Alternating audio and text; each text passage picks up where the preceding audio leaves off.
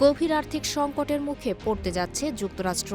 যে মার্কিন ডলার বিশ্বকে শাসন করত সেই পরাশক্তি এখন $40 ট্রিলিয়ন এক পাহাড় সম ঋণের জালে পুরোপুরি বন্দী। ট্রেজারি বিভাগের সর্বশেষ রিপোর্ট বলছে মার্কিন সরকারের মোট বকেয়া ঋণের পরিমাণ $40 লাখ কোটি মাইল ফলক পার করে গেছে। মাত্র 10 বছরেরও কম সময়ে এই ঋণ বেড়ে হয়েছে দ্বিগুণ। ডোনাল্ড ট্রাম্পের প্রথম মেয়াদে ঋণ বেড়েছিল প্রায় $7.8 ট্রিলিয়ন। এরপর কোভিডের ধাক্কা, সাবেক প্রেসিডেন্ট জো বাইডেনের বিপুল ব্যয় এবং কর কমানোর খেসারত সব মিলিয়ে পরিস্থিতি এখন নিয়ন্ত্রণের বাইরে। চলতি মেয়াদে ট্রাম্প দ্বিতীয়বার ক্ষমতায় বসার পর থেকে মাত্র এই কয়েক মাসে ঋণের খাতা ভারী হয়েছে আরও $3.8 ট্রিলিয়ন।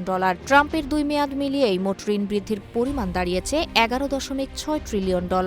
জীবন অবাক না করলে কে করবে? 28% মিল্ক ফ্যাটের অবাক করার সাথে ফ্রেশ মিল্ক পাউডার। জীবন অবাক করুক প্রতিদিন। মার্কিন think tank committee for a responsible federal budget এক চাঞ্চল্যকর সতর্কবার্তা দিয়েছেন। তারা জানিয়েছে $40 ট্রিলিয়ন ঋণ শুধু সরকারের হিসাবের খাতায় থাকা কোনো সংখ্যা নয়, এর প্রভাব পুরো অর্থনীতিতে পড়ে এবং কোনো না কোনোভাবে মানুষের পকেটেও পৌঁছে যায়।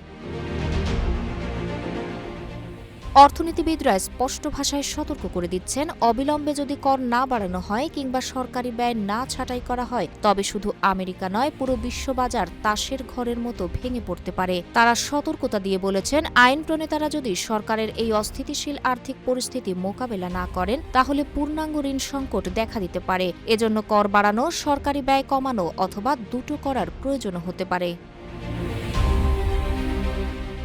ট্রেজারি বন্ডের 1/3 যাদের হাতে, সেই বিদেশি ক্রেতাদের সংখ্যা দ্রুত কমছে। 30 বছর মেয়াদী বন্ডের সুদের হার উঠেছে 2021 সালের পর সর্বোচ্চ পর্যায়ে। ঝুঁকি বাড়ছে, তাই বিনিয়োগকারীরা দাবি করছেন আরও বেশি সুদ। তাই অবিলম্বে যদি সরকারি ব্যয় না ছাঁটাই করা হয় তবে শুধু আমেরিকা নয়, পুরো বিশ্ববাজার পড়তে পারে হুমকির মুখে।